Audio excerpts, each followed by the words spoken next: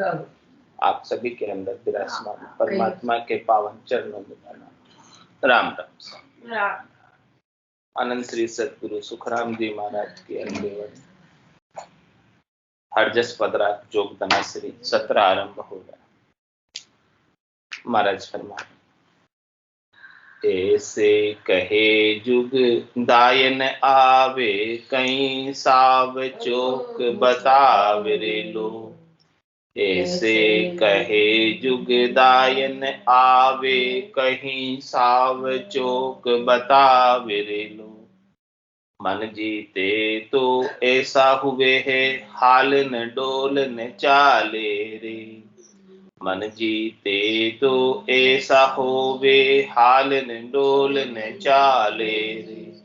भोग विलास करे नहीं कब हूँ, साचन जूठन पाड़ रे लो। भोग विलास करे नहीं कब हूँ, साचन जूठन पाड़ रे लो। ऐसे कहे जुग दायन आवे, कहीं साव चोक बतावे रे लो। माया के कहे चायन, उनके न शिष्य शाखा जोड़े रे। माया के कहे चायन, उनके न शिष्य शाखा जोड़े रे। अणबे कहे ताई ज्ञान बतावे, काहू से हेत न जोड़ रे लो। अणभे कहे ताई ज्ञान बतावे, काहू सुहेत न जोड़ रे लो। ऐसे कहे जुग दायन आवे, कहीं साव चोक बतावे रे लो। शहर नगर ना बस्ती रहे, ना कोई जूफा बांधे रे। शहर नगर ना बस्ती रहे, ना कोई जूफा बांधे रे लो। सुन नहीं सीख कहे नहीं काहू, सुरत नाव दिस साधे रे लो। सुन नहीं सीख कहे नहीं काहू, सुरत नाव दिस साधे रे लो। ऐसे कहे जुग दायन आवे, कहीं साव चोक बतावे रे लो। कहे सुख राम कोई नहीं जीता, प्रारब्ध दुख देवे रे। कहे सुख राम कोई नहीं जीता, प्रारब्ध दुख देवे रे। बिना भजन सब पर ले जासी, जीतर क्यों क्या लेवे रे लो। बिना भजन सब पर ले जासी, जीतर यूं क्या लेवे रे लो। कहीं कहे ऐसे कहे जुग दायन आवे, कहीं साव चोक बतावे रे लो। महाराज फरमा रहे हैं कि कोई कहते हैं कि अब हमें संसार दाय नहीं आता, अब हमें संसार से हम तरक फरक हो गए, संसार से अब हम न्यारे हो गए, संसार से अब हम उदासीन, संसार से अब हम तटस्थ हो गए और अनेक प्रकार के उसके सावचोक बताते हैं। सावचोक का मतलब अंग लक्षण, अंग लक्षण। संसार हमें दाई नहीं आ रहा है, उसका क्या प्रमाण? वो सब प्रमाण महाराज कह रहे हैं कि साधना करने वाले, भक्ति करने वाले जन बताते हैं ऐसा कि ये बात का प्रमाण है कि हम इस प्रकार से रहते हैं, हमारे व्यवहार के अंदर इस प्रकार से परिलक्षित होता है, दिखाई देता है कि हमें संसार दाई नहीं आ रहा, संसार हमें पसंद नहीं पड़ रहा। तो महाराज फरमा रहे हैं कि क्या क्या अंग है, क्या क्या लक्षण है जो लोग संसार को से तरक फरक होने के लिए, न्यारा होने के लिए, अलग होने के लिए बताते हैं। कह रहे महाराज, मन जीते तो ऐसे हुए थे, हाल में डोले न चाले। कोई कहते हैं कि भाई किसी ने मन को जीत लिया है तो वो ऐसा हो जाएगा, जड़ समाधि में स्थिर हो जाएगा, कहीं हालेगा नहीं, डोलेगा नहीं, चलेगा नहीं, कुछ नहीं करेगा, स्थिर होके बैठ गए। यानी जड़ समाधि लगा देगा तब समझो कि उसने मन जीता। उनका मन भीतर से शांत है तो वो बाहर इस प्रकार से स्थूल शरीर को भी स्थिर करे, कहीं हिलेगा नहीं, कहीं डुलेगा नहीं, कहीं जाएगा नहीं, कहीं कुछ करेगा। इसे कहते हैं कि उन्होंने मन को जीता। इस प्रकार से लोग जड़ समाधि लगाने वाले, अष्टांग योग, सांख्य योग वाले इस प्रकार की बात कहते हैं कि देखो हम इस प्रकार से समाधि लगाकर बैठ गए और कितने समय तक हम बैठे थे, श्वासों को ऊपर चढ़ाकर बैठ जाते हैं। इसे मन जीतना कहते हैं। और क्या करते हैं? भोग विलास करने कब साचन झूठन पाले। क्या चैन बताते हैं, क्या ऐलान बताते हैं, क्या सावचोक बताते हैं कि कभी वो कुछ भी भोग विलास नहीं करते, ब्रह्मचर्य का पालन करते, ब्रह्मचर्य में ही रहते हैं और कभी हाथ झूठ नहीं करते, सत्य भाषण। ये बात महाराज फरमा है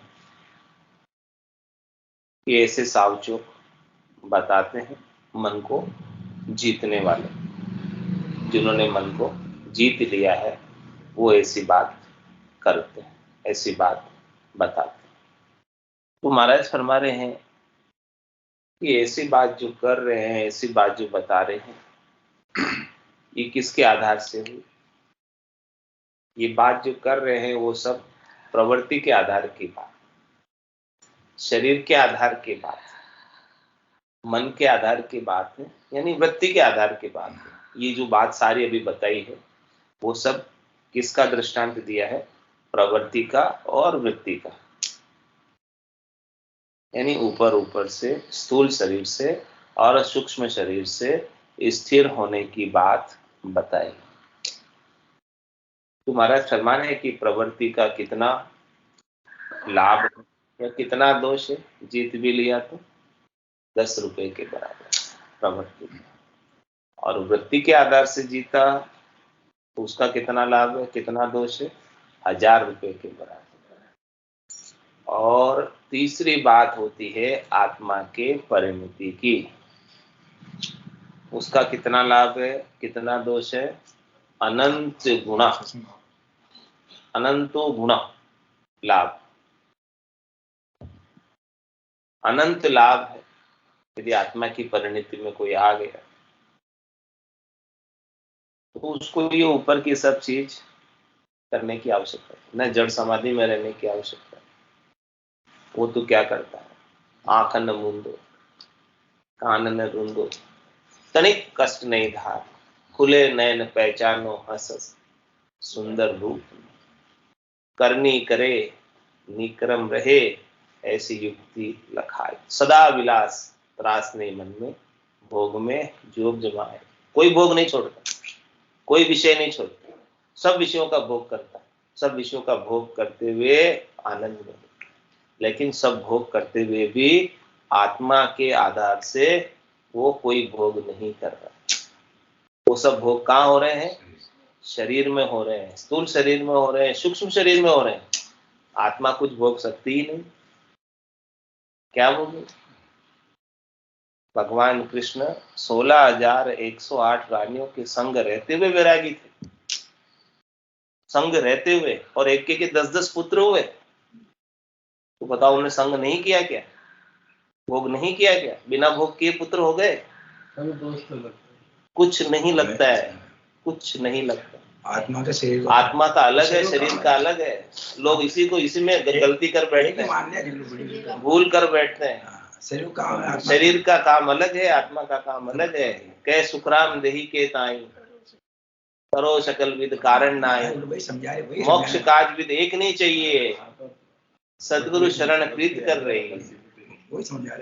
तो महाराज कह रहे हैं कि इस प्रकार से मोक्ष प्राप्ति के लिए इन स्थूल शरीर का सूक्ष्म शरीर का कोई लेना देना ही नहीं, ये सब जड़ है। स्थूल शरीर भी जड़ है, सूक्ष्म शरीर भी जड़ है। जड़ का चेतन के साथ क्या व्यवहार? आत्मा निराकार है, साकार है। साकार आत्मा का संबंध है कौन? साकार का निराकार से कुछ लेना देना नहीं है। साकार से आत्मा कुछ ले नहीं सकती, साकार से आत्मा कुछ भोग नहीं सकती, और साकार से कुछ भी नहीं कर सकती। उसका कोई बिल्कुल अलग है। तो आत्मा का धर्म अलग है, शरीर का धर्म अलग है। अब शरीर के स्तर के, वृत्ति के स्तर के, प्रवृत्ति के स्तर के धर्म कोई करके मान लेते कि हमारा मोक्ष हो जाएगा। महाराज कह रहे 3 काल में नहीं होगा। जब तक आत्मा का परिणति का निज नाम सतनाम कुदरत कला नियंचर भजन की रीत घट में आनंद प्राप्त नहीं होगा, आत्मा के स्तर का अनुभूति नहीं होगी, तब तक महाराज फरमा रहे कि आपका कुछ काम मन कितने ही जीत लो, कुछ नहीं होगा। 8 अंग 64 लक्षण कितने ही सुधार लो, कुछ नहीं होगा, कुछ भी होने वाला नहीं। मन जीते तो ऐसे हुए, हालन डोलन चाले रे, भोग विलास करे नहीं कबो, साचर झूठन पाले रे। ये सब कार्य कहाँ का है? 10 रुपए का, ज्यादा से ज्यादा 1000 रुपए तक का काम किया उन्होंने, इससे अधिक कुछ भी नहीं किया। करोड़ों रुपए नुकसान कर दिया, और उसके सामने करोड़ों रुपए का नुकसान कर दिया। निज नाम की प्राप्ति नहीं की तो भजन की रीत घट में नहीं बनी। इससे कोई कर्म कटेंगे तो कितने कटेंगे? 10 रुपए के बराबर कर्म कटेंगे, ज्यादा से ज्यादा कटेंगे तो 1000 रुपए के बराबर कटेंगे। लेकिन कर्म तो करोड़ों अनंत ही है, अनंत ही जन्मों के, वो कैसे कटेंगे? उनको काटने के लिए तो निज नाम चाहिए, सतनाम चाहिए, कुदरत कला चाहिए, निश्चय चाहिए, जो आत्मा के स्तर की, जो परमात्मा में मिलाती है, वो चीज, वो वस्तु चाहिए, वो आनंद चाहिए। शब्द निरंतर से मन लागा, मलिन वासना त्यागी, उठत बैठत कमाऊं छूटे, ऐसी ताली लागी। ऐसे निरंतर शब्द से मन लगे।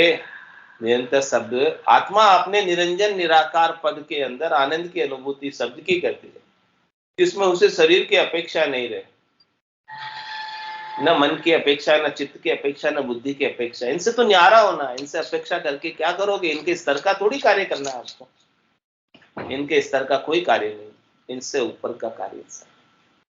इनके स्तर का कार्य करके कुछ हाथ आने वाला नहीं। आगे महाराज समझा रहे, माया के कहे चाय न उनके, न शिष्या का जोड़। और क्या कहते हैं कि इन्होंने जो है वैरागी हो गए हैं तो माया को हाथ में लगाते हैं। पैसे, रुपए पैसे के हाथ में लगाते। रुपए पैसे में आपका क्या बिगाड़ा जो उसके हाथ में लगाते? कुछ बिगाड़ रहा रुपए पैसे में? और अहंकार करते हैं कि देखो हम रुपए के हाथ में लगाते, उसका और अहंकार आ जाता है कि देखो उनकी चाय नहीं है माया की, पैसे के हाथ में लगाते, उसका और अहंकार कर लो। माया के कहे चाय न उनके, और न शिष्य शाखा जोड़े। फिर वो शिष्य शाखा भी नहीं जोड़ते, वो गुरु नहीं बनते कभी, वो स्वयं गुरु नहीं बनते। भले चेले उनको गुरु मानो, लेकिन वो गुरु नहीं बनते। और करे अणबे कहे तई ज्ञान बतावे, काउंसु हेत न जोड़े। और क्या कहते हैं? जो उनको अनुभव आता है, अनुभव में जो चीज आती है वो ज्ञान में सुनाते हैं, ज्ञान में बताते हैं। जो जो उनको जैसा जैसा उनको अनुभव हुआ है, जैसा जैसा उनको एक्सपीरियंस हुआ है, जैसा जैसा घटना उनको अनुभूति हुई है, वो ज्ञान के माध्यम से, प्रवचन के माध्यम से, उपदेश के माध्यम से बता देते। और काहू सु हेत न जोड़े, और किससे हेत नहीं जोड़ते, सबसे न्यारे तरफ पर। महाराज करें इससे भी काम नहीं होगा। इतना सब कुछ आपने कर लिया, ये भी सब हद का व्यवहार है, ये भी सब बेहद तक का व्यवहार है, ये सब माया का व्यवहार है, ये सब ब्रह्म तक का व्यवहार है, अगम देश का इसमें कोई व्यवहार नहीं है। आत्मा के स्तर का कोई व्यवहार नहीं है, सब शरीर का है। जन कल्याण करना है, इसलिए उपदेश दे रहे हैं, उससे आप खुद का क्या हो? ये सारा जो काम हो रहा है वो प्रवृत्ति के स्तर का हो रहा है, वृत्ति के स्तर का हो रहा है। ये सारे कार्य ऊपर ऊपर से हो रहे हैं, इसके अंदर आत्मा की परिणति के स्तर का कोई कार्य नहीं है। माया के कहे चाहे नहीं, माया की चाहना नहीं, उससे क्या हो जाएगा? माया की चाहना रखो तो भी बहुत अच्छी बात, नहीं रखो तो भी कोई बात नहीं, चलेगा। उससे कोई लेना देना ही नहीं है मोक्ष का। माया बीच में थोड़ी आड़ी आती। माया अलग है, माया अलग है, माया जड़ है। माया शरीर का काम करेगी, वो शरीर का काम करेगी, वो शरीर को सुख पहुंचाएगी। आत्मा को माया सुख नहीं पहुंचा सकती और न माया आत्मा को दुख पहुंचा सकती। न तो सुख पहुंचा सकती है और नहीं माया आत्मा को दुख पहुंचा सकती है। ये बात समझो, क्योंकि आत्मा न तो माया को भोग सकती है, माया से सुख भी नहीं ले सकती आत्मा। सुख कौन लेगा माया का? शरीर लेगा। तो शरीर का क्या लेना देना मोक्ष से? शरीर जा रहा है, शरीर जाएगा, कुछ लेना देना नहीं। ये तो इसका कुछ मोक्ष से कुछ प्रयोजन ही नहीं। अलग है, आत्मा का कार्य अलग है, शरीर का कार्य अलग है। तो माया के कहे चाय न कोई, चाय न उनके न शिष्य शाखा जोड़े। भले वो शिष्य शाखा नहीं जोड़ते हो, चाहे जोड़ते हो, जोड़ो तो भी कोई बात नहीं, नहीं जोड़ा तो भी कोई बात नहीं, क्या फर्क पड़ता है? तो सब अद के व्यवहार है। ये तो गुरु शिष्य परंपरा है, ज्ञान देने के लिए। जोड़ो तो भी अच्छी बात है, नहीं जोड़ो तो भी कोई बात नहीं, चले जाओ। उसका मोक्ष से क्या लेना देना? कुछ लेना देना नहीं। कोई जोड़ते हैं तो भी अच्छा है, नहीं जोड़ते तो भी अच्छा है। कोई माया रखते हैं तो भी अच्छा है, नहीं रखते तो भी अच्छा है। माया को हाथ लगाते हैं तो भी अच्छा, नहीं लगाते तो भी अच्छा है। परंतु बताते गुरु बिना मोक्ष नहीं है। हाँ, गुरु बिना मोक्ष नहीं है, लेकिन वो गुरु कौन? आत्मा का गुरु चाहिए। निज नाम सतनाम कुदरत कला नेंच, वो तत्व गुरु। ये शरीरधारी गुरु थोड़ा मोक्ष नहीं दिया, वो तत्व गुरु तत्व है। पिक्चर वही आ जाती है। हाँ, वो आकार में आ जाता है, आकार में आ जाते हैं। आकार नहीं कर सकता, आत्मा निराकारी है। आत्मा निराकार है, वो आकार से कभी कुछ प्राप्ति नहीं कर सकती। उसको निराकार ही गुरु चाहिए। बात तो आप कह रहे सही है, गुरु के बिना मोक्ष नहीं है, गलत बात नहीं है आपकी बात, एकदम 100% सही बात है। लेकिन वो गुरु कौन सा है, उसको पहचानो। आत्मा का गुरु निराकार निज नाम है, सतनाम है, कुदरत कला नेंचर, जो प्रकट होता है, जागृत होता है, वो गुरु है। वो गुरु जब तक आपको नहीं मिलेगा तब तक मोक्ष नहीं होगा। तो माया के चाय न उनके न शिष्य शाखा जोड़े। भले शिष्य शाखा जोड़ो नहीं जोड़ो, माया रखो नहीं रखो, उससे कुछ फर्क नहीं पड़ता। अनंतों करोड़ों की माया भी हो तो भी कोई बाधा नहीं, उससे कुछ दुख नहीं है, उससे कोई तकलीफ नहीं है। क्योंकि शरीर आपका माया का है, माया के संग ही रहना है। घर को माया को छोड़ के चले जाओगे वन में, तो क्या वन में माया नहीं?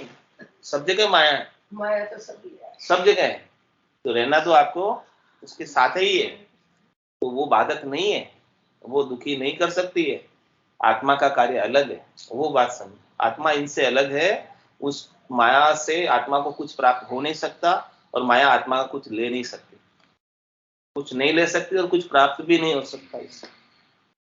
तो माया के कहे चाय न उनके और नहीं शिष्या का जोड़े रे, और अणबे कहे ताई ज्ञान बतावे, काऊ सुहेत न जोड़े रे।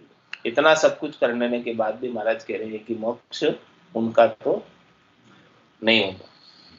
इतना कुछ करने के बाद, जड़ समाधि लगाने के बाद मन को जीत कर एक जगह बैठ जाए 12 साल तक तो भी नहीं होगा मोक्ष। एक जुग तक बैठ जाए 12 साल, हमारे भगवान बेटे मोक्ष थोड़ी होगा। वो तो जब तक केवल ये ज्ञान प्राप्त नहीं हो, ऐसा निज नाम प्राप्त नहीं हो, सतनाम कुदरत कला के बिना नहीं होगा। बैठ जाओ, बोले बैठने से नहीं होगा। और कह रहे महाराज आगे समझाने, शहर नगर ना बस्ती रहे, ना कोई जूपा बांधे रहे।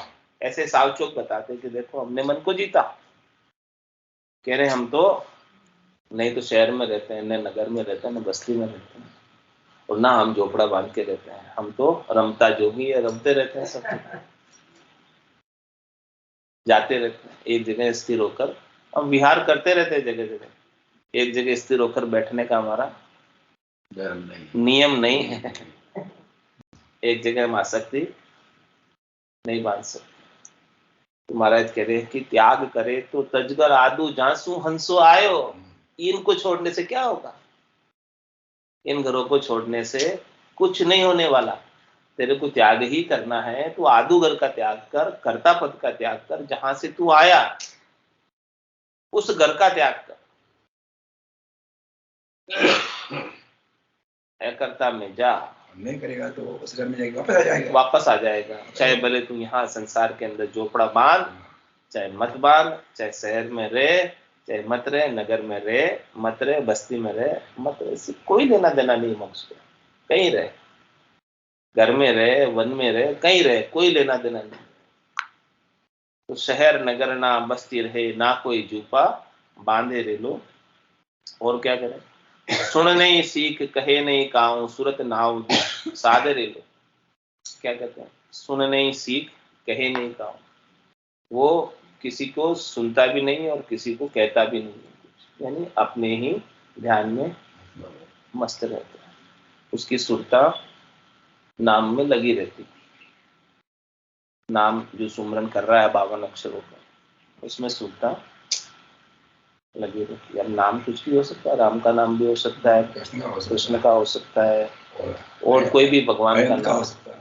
आप किसी का भी नाम हो सकता है, भगवान का कोई भी नाम, जो 52 अक्षरों में आने वाले नाम है, उसकी तरफ वो सुरता लगाए रखता है, नाम को और रटता रहता है, नाम को उच्चारण करता रहता है, चाहे कैसे भी करो, लेकिन सब श्वासों के आधार से, लेकिन सब स्थूल शरीर से हो रहा है, सूक्ष्म शरीर से हो रहा है, यानी मन, वाणी और काया से हो रहा है। ये सब किस स्तर तक के उपाय? प्रवृत्ति के स्तर के और वृत्ति के स्तर तक के उपाय है। आत्मा का कोई इसमें उपाय, आत्मा का कोई इसमें कार्य नहीं न हो रहा है। तो महाराज कह रहे हैं शहर नगर नाम बस्ती रहे, इससे भी कुछ फर्क पड़ने वाला नहीं। रहे तो भी अच्छा, नहीं रहे तो भी बहुत अच्छा।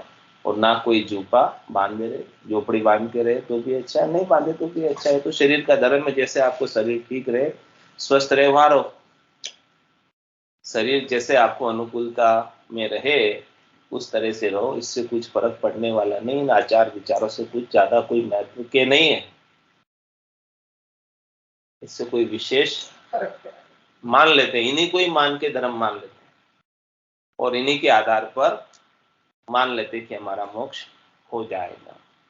और सुन नहीं सीख कहे नहीं काऊं, और किसी से कुछ कहता भी नहीं, किसी की कुछ सुनता भी नहीं। सूरत नाउदिस साधन है ना, सबसे वो न्यारा हो गया, कहना सुनना से न्यारा हो गया। किसी को कुछ कहता नहीं, टोकता भी नहीं, किसी को कुछ रोकता भी नहीं, यानी सर्व स्वीकार करता है। क्या कहते हैं?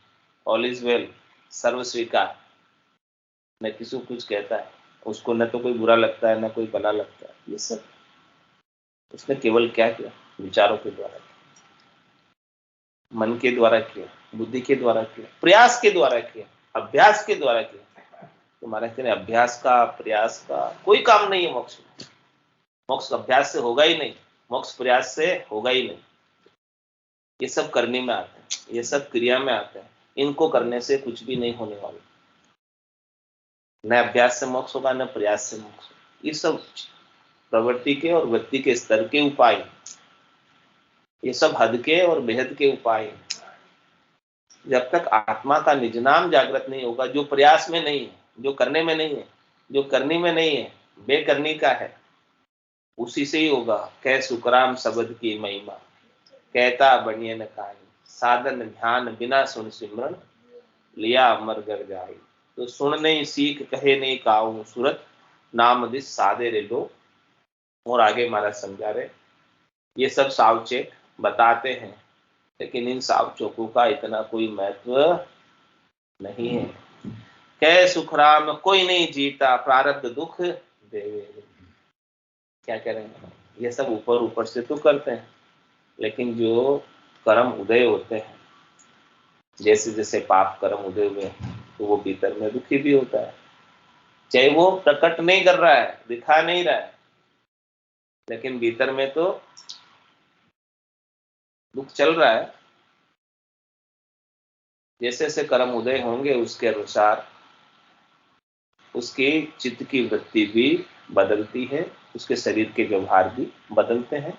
शरीर के व्यवहार, चित्त की वृत्ति कर्मों के उदय के अधीन है।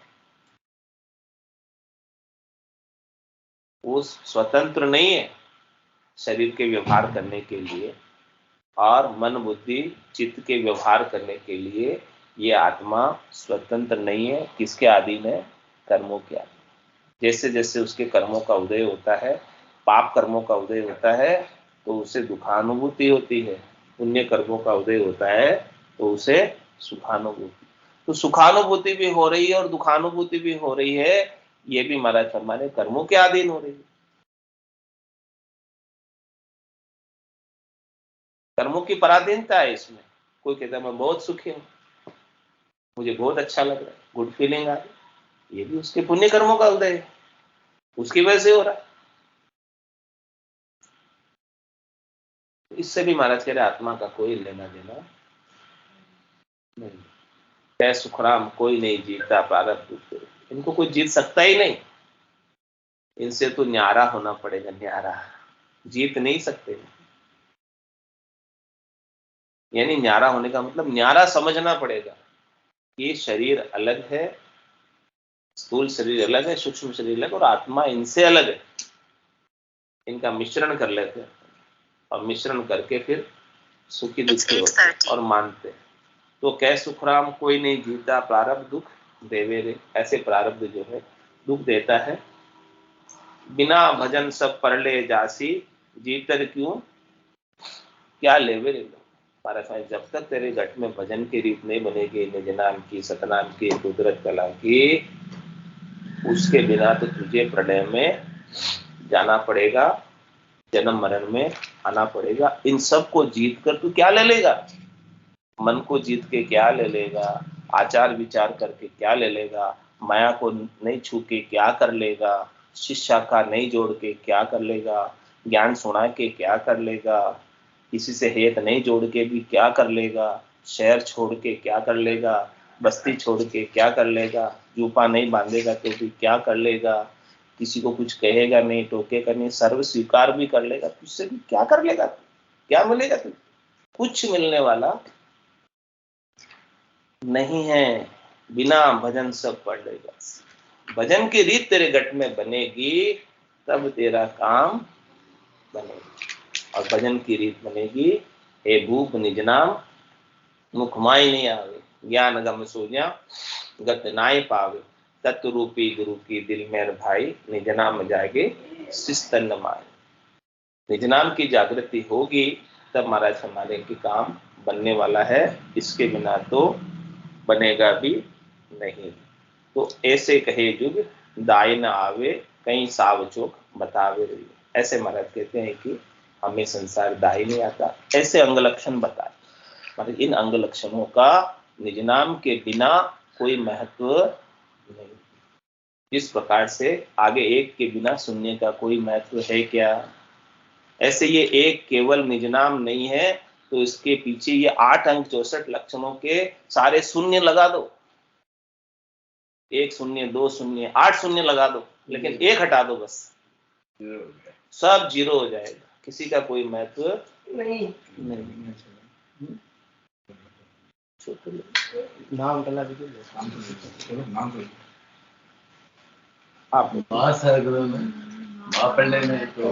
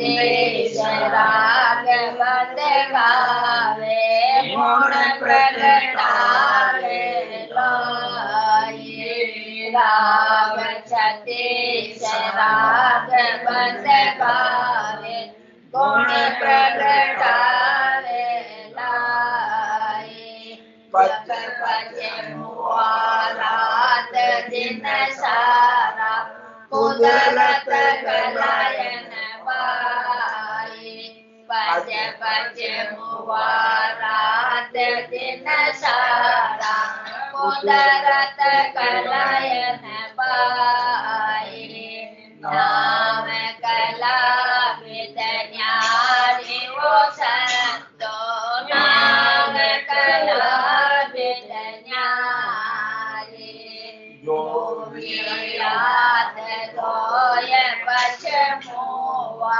गिगन चढ़ावे वाई जो याद धोय पछ मोवा गिगन चढ़ावे वाई जप तप माय पचा सन्यासी आविदने कन पाए जप तप माय पचा सन्यासी आविदने कन पाए नाम कला विद्यारी वो संतो नाम कला विद्यारी वेद वेद वेद पच थाका नयन चरण पायो वेद वेद वेद पच थाका नयन चरण पायो हद को छाड़ गयो बेहद में तोरी को फिर आयो हद को छाड़ गयो बेहद में तोरी को फिर आयो नाम कला विद्यारी वो संतो नाम कला विद्यारी ओ तो कोयन पावे कब हो नाम पराक्रम भारी ओ तो कोयन पावे कब हो नाम पराक्रम भारी ओ सो जाप जप ये सब परनामाए ओ सो जाप जप ये सब परनामाए नाम कला विद्यारी वो संतो नाम कला विद्यारी सुख राम महर सतगुरु की प्रेम उमंग घट आवे सुख राम महर सतगुरु की प्रेम उमंग घट आवे वेदनाव नयन जागे उलट आद कर जावे वेदनाव नयन जागे उलट आद कर जावे नाम कला विद्यारी वो संतो नाम कला विद्यारी जो जान्या सो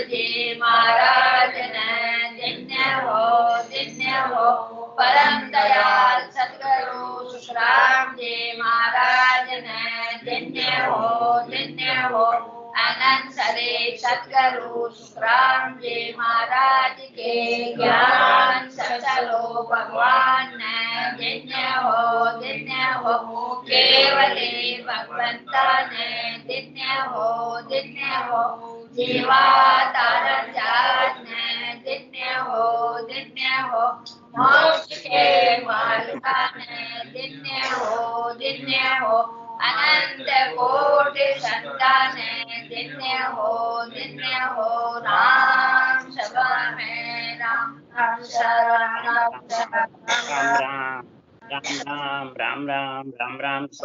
राम स्वा सत्संताने सत्संज्ञाने राम राम